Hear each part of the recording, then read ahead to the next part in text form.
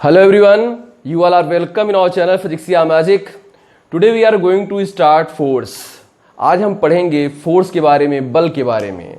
और आज मैं आपको ले जाऊंगा मतलब फोर्स को इंट्रोड्यूस करूंगा और अनबैलेंस्ड फोर्स और बैलेंस्ड फोर्स के बारे में बताऊंगा। इसके अगले वीडियो में हम इनर्शिया के बारे में पढ़ेंगे और लॉस ऑफ मोशन के बारे में पढ़ेंगे। तो सबसे जरूरी एक इंपॉर्टेंट बात कि आप चैनल अगर सब्सक्राइब नहीं किए हैं, फर्स्ट टाइम देख रहे हैं चैनल को, तो प्लीज़ चैनल को सब्सक्राइब कर लीजिए, बेल जरूर दबाएं जिससे आपको अपडेट्स मिलते रहे हैं। वीडियो को लाइक करना ना भूलें और शेयर जरूर करें जिससे सब्सक्राइबर्स बढ़े और बहुत जल्द हम लाइव क्लास की लिमिट तक पहुंच जाए। और मैं बहुत क्लोज हूं, बहुत जल्द लाइव क्लास लेने वाला हूं मैं। फिर आइए स्टार्ट करते हैं फोर्स के बारे में। देखिए इसकी डिफिनीशन पहले आपको बता दूं मैं। Force is a physical quantity which causes और tend to cause change in state of object. फिर से रिपीट कर दूं मैं। फोर्स जो है, force is a physical quantity which causes और tend to cause change in state of object. बल एक रीजन है, बल एक भौतिक राशि है जो किसी वस्तु की स्थिति में परिवर्तन करता है या परिवर्तन करने का प्रयास करता है। मतलब ये बहुत इंपॉर्टेंट बात है कि विच कॉजेज कर देता है और टेंड टू कॉज या मतलब परिवर्तन करने का प्रयास मात्र करता है। अब जैसे मान लीजिए कि हमारे पास अगर कोई मेरे पास चौक है तो चौक को मैं फोर्स लगाऊंगा, तोड़ दूंगा। इस मार्कर को मैं हो सकता है कि ऐसे तोड़ता प्रयास करता रहूं लेकिन मैं इसे तोड़ ना पाऊं। इसका मतलब इट इज नॉट नेसेसरी कि फोर्स जिस वर्क के लिए परफॉर्म कर रहा है उसको पूरा ही कर देगा। मे बी कि वो परफॉर्म मतलब कोशिश करके रह जाए और वह उसके साथ वह कार्य ना कर पाए जिस कार्य का वो प्रयास कर रहा था। तो इसीलिए हम ये बात का इस्तेमाल करेंगे कि कॉजेज और टेंड टू कॉज मतलब कर देता है या करने का प्रयास करता है। अब बात करते हैं कि स्टेट ऑफ ऑब्जेक्ट, उसका स्टेट का मतलब क्या हुआ। जैसे स्टेट आपको बताएं कि state of rest, state of uniform motion, state of direction, okay, and state of shape. तो जैसे जो फोर्स है हमारा इन सभी चीजों में चेंज कर देता है या चेंज करने का प्रयास करता है। तो देखिए फोर्स के बारे में आपको डिफिनीशन मैंने बताई कि फोर्स एक रीजन है। फोर्स इज अ रीजन बोल सकते हो आप। Force is a reason which causes और tends to cause change in state of an object. Reason बोल सकते हैं, फिजिकल क्वांटिटी बोल सकते हैं। कुल मिलाकर किसी ऑब्जेक्ट की प्रेजेंट कंडीशन, उसकी प्रेजेंट जो स्टेट है, उसकी दशा है, उसमें जो हम चेंज करते हैं तो चेंज जिस रीजन से, जिसकी हेल्प से करते हैं, दैट इज कॉल्ड फोर्स। उसे हम बोलते हैं फोर्स। ठीक।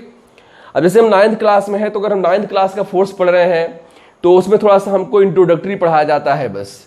फिलहाल मैं आपको दोनों क्लासेस के लिए लेके चल रहा हूं। मेरा ये वीडियो 9th क्लास और 11th क्लास दोनों क्लास के लिए फोर्स की डिफिनेशन को इंट्रोड्यूस करेगा। अब देखें तो जैसे रेस्ट की बात कर लें, यूनिफॉर्म मोशन की बात कर लें। थोड़ा सा मैं ऐसे आपको डिटेल बता रहा हूं, इसको एक्सप्लेन करता हूं। यूनिफॉर्म मोशन है और उसके बाद आपकी डायरेक्शन है, ओके। अब क्या कहते हैं, चेंज इन स्पीड कर लीजिए। चेंज इन स्पीड के बारे में मैं इसे पॉइंट ऐसे लिख रहा हूं। उसके बाद आप शेप ले लीजिए। आइए मैं इन चीजों को आपको बारी बारी एक्सप्लेन करता हूं। जैसे कि हम फोर्स की पहली कंडीशन की बात करो तो force can change state of rest of an object. और जो चेंज कर सकता है और टेंड हो सकता है, क्या कहते हैं, मतलब टेंड टू चेंज मतलब कि या तो चेंज कर देगा या चेंज करने का प्रयास करेगा। तो जैसे अगर आप मान लीजिए कि आपके पास क्या है, एक बॉल रखी है, बॉल है, आपने इसे उसे हाथ से चलाया, वो चल दी। लेकिन जैसे आपके पास कोई बहुत बड़ा पत्थर है, आप दीवार को लगे, मकान को खिसकाने लगे तो आप फोर्स लगाएंगे लेकिन उसकी रेस्ट की कंडीशन को आप चेंज नहीं कर पाएंगे, चेंज करने का प्रयास मात्र करेंगे, ओके।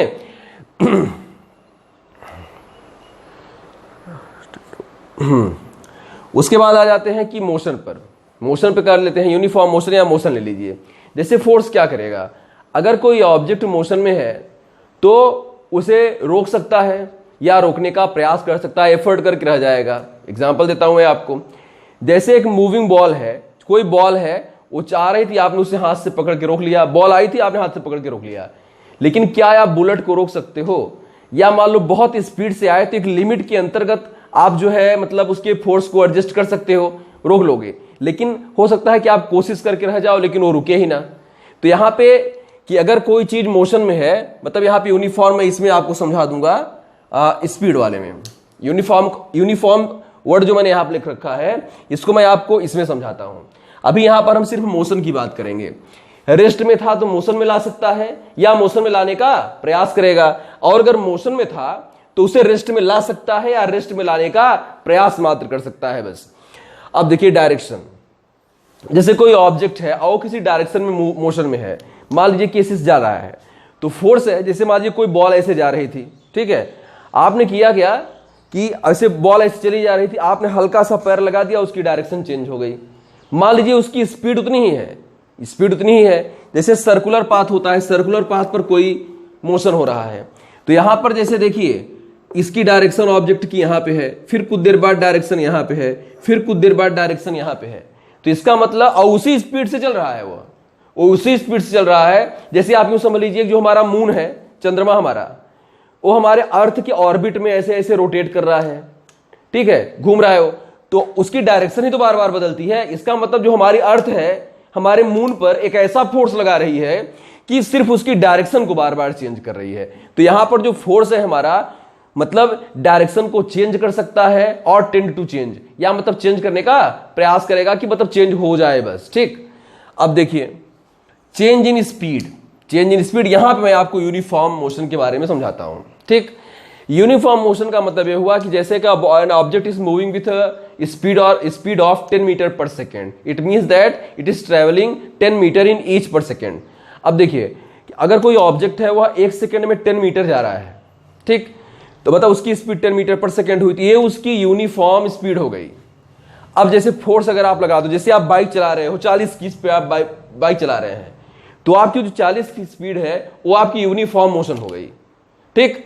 अब अगर आप एक्सीलरेटर लेते हैं तो आपकी स्पीड 40 से ज्यादा होने लगती है, आप एक्सीलरेटर ले लेंगे तो जितने टाइम में आप 40 किलोमीटर जा रहे थे उसी टाइम में अब और ज्यादा आप चले जाएंगे, या आप एक्सीलरेटर डाउन कर देंगे या ब्रेक लगा देंगे तो आपकी स्पीड कम हो जाएगी। दोनों कंडीशन में आपने फोर्स अप्लाई किया, तो जो हमारा फोर्स होता है ये जो स्पीड का जो मैग्नीट्यूड है उसके वैल्यू को इंक्रीज कर सकता है और डिक्रीज कर सकता है, ठीक। और सबसे बड़ी बात शेप है आपका, चेंज इन शेप वाला पढ़ लीजिए, बहुत ही नेग्लेजिबल कर देते हैं हम लोग। जब फोर्स पढ़ना चालू करेंगे तो ले देकर वही या तो मोशन पढ़ेंगे या तो रेस्ट पढ़ेंगे, डायरेक्शन या शेप इन चीजों को हम इग्नोर करने लगते हैं। लेकिन शेप का मतलब जैसे आपको बताएं कि जैसे आप मतलब मैं आपको कोई एग्जांपल देता हूं, जैसे आप बॉल ले लीजिए जो मतलब रबड़ वाली बॉल आती है, तो बॉल आपकी स्फेरिकल है, ठीक। अगर आप उसे दबा देते हैं तो उसी वॉल्यूम के साथ उसका शेप चेंज हो जाता है, ठीक है। अब जैसे कि मेरे पास ये बुक है, देखिए ये बुक आप देख रहे हैं, जैसे यहां से आपको एक रेक्टेंगल दिख रहा है, लेकिन जैसे मैं फोर्स लगाऊंगा ऐसे तो देखिए आपको उसका शेप बदलता हुआ नजर आ जाएगा, ठीक है ना, उसका शेप चेंज हो जाएगा। तो इसी तरह से जैसे मान लीजिए जैसे आपको कोई से झाड़ू आपने ले रखी है, आप ऐसे उसे मरोड़ देंगे तो उसका शेप चेंज हो जाएगा। तो यहाँ पे और बार बार देखिए, जैसे मैंने एक वर्ड का यूज किया कि चेंज हो गया, चेंज हो गया, चेंज हो गया, लेकिन यहां पर एक चीज इंक्लूडेड है कि tend to change, because force is a reason, force is a physical quantity which causes और टेंड टू कॉज, मतलब या तो वह जो है चेंज कर देगी, ठीक है, या तो चेंज करने का प्रयास करके रह जाएगी। इट इज नॉट नेसेसरी कि फोर्स आप लगा दोगे कि चेंज हो ही जाएगा, ठीक। तो इस तरह से हमने फोर्स के बारे में पढ़ा कि हमारा जो फोर्स है वह किसी रेस्ट में मतलब किसी ऑब्जेक्ट के रेस्ट स्टेट को वो हम मोशन में ला सकता है, उसकी मोशन स्टेट को रेस्ट में ला सकता है, इंक्लूडिंग दैट कि it may be tend to change, मतलब वो चेंज कर भी सकता है और नहीं भी, बात मैं बार बार कह रहा हूं, करना स्टूड है उसमें। अब जैसे उसमें आपका डायरेक्शन चेंज कर सकता है, स्पीड चेंज कर सकता है और शेप चेंज कर सकता है, ठीक। ये तो हमारा हुआ इंट्रोडक्शन फोर्स का। अब हम आ जाते हैं बैलेंस्ड और अनबैलेंस्ड फोर्स पर, बैलेंस्ड और अनबैलेंस्ड फोर्स।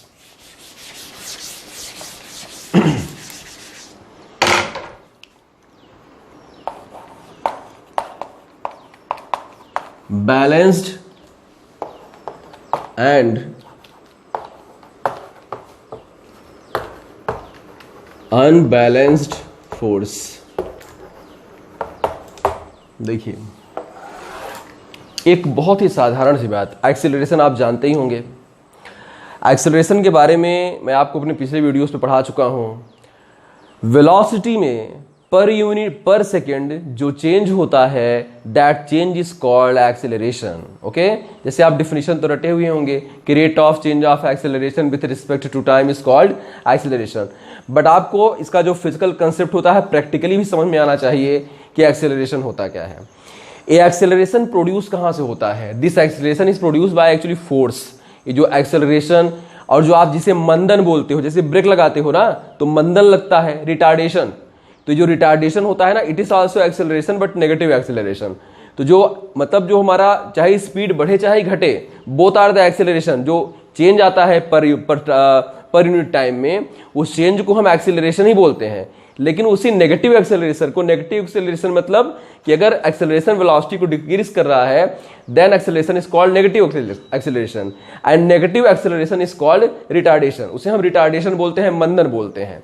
ठीक, तो ये आता कहाँ है? ये आता है फोर्स से। जब किसी ऑब्जेक्ट पर कोई रिजल्टेंट फोर्स काम करता है, कोई रिजल्टेंट फोर्स परफॉर्म करता है, देन एक्सेलरेशन इज प्रोड्यूस्ड। वहां पे एक्सेलरेशन अपने आप आ जाता है। और जो रिजल्टेंट फोर्स मैंने बोला, actually this is unbalanced force. If number of forces are applied on object and resultant of those forces produces acceleration, then they are unbalanced, and if there is no acceleration they are balanced। मतलब अगर किसी object पर बहुत सारे force लगाए गए हैं, किसी ऑब्जेक्ट पर बहुत सारे फोर्स, नंबर ऑफ फोर्स लगाए हैं मोर देन 2, ओके, तो जैसे 1 है तब तो रिजल्टेंट कंफर्म कुछ न कुछ आएगा ही उसका। लेकिन मोर देन 2 मतलब जो है मोर देन 1 ले लीजिए आप, कम से कम 2 तो रहे ही, तभी तो आप रिजल्टेंट की बात करोगे। तो अगर बहुत सारे फोर्स लगाए गए हैं और उनके रिजल्टेंट के कारण ऑब्जेक्ट में त्वरण उत्पन्न हो जाता है, एक्सेलरेशन उत्पन्न हो जाता है, तो फोर्स आपका अनबैलेंस्ड है। मतलब वो बैलेंस नहीं हुआ। बैलेंस का मतलब उसका रिजल्टेंट 0 नहीं हुआ है, इसका मतलब वहां पर कोई एक्सेलरेशन आ गया है। जैसे अब आप यूं समझो कि यहां पर कोई एक व्यक्ति है जिसे कई लोगों ने रस्सी से बांधा हुआ है, अपनी अपनी तरफ सब खींच रहे हैं, कोई इधर कोई इधर कोई इधर कोई इधर।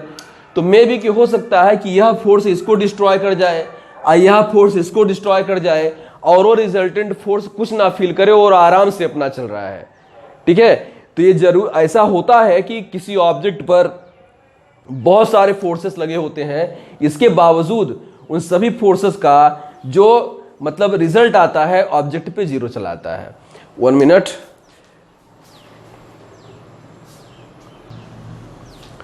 ठीक है, तो इस तरह से आपका रिजल्टेंट फोर्स और बैलेंस्ड एंड अनबैलेंस्ड फोर्स आप समझ गए होंगे।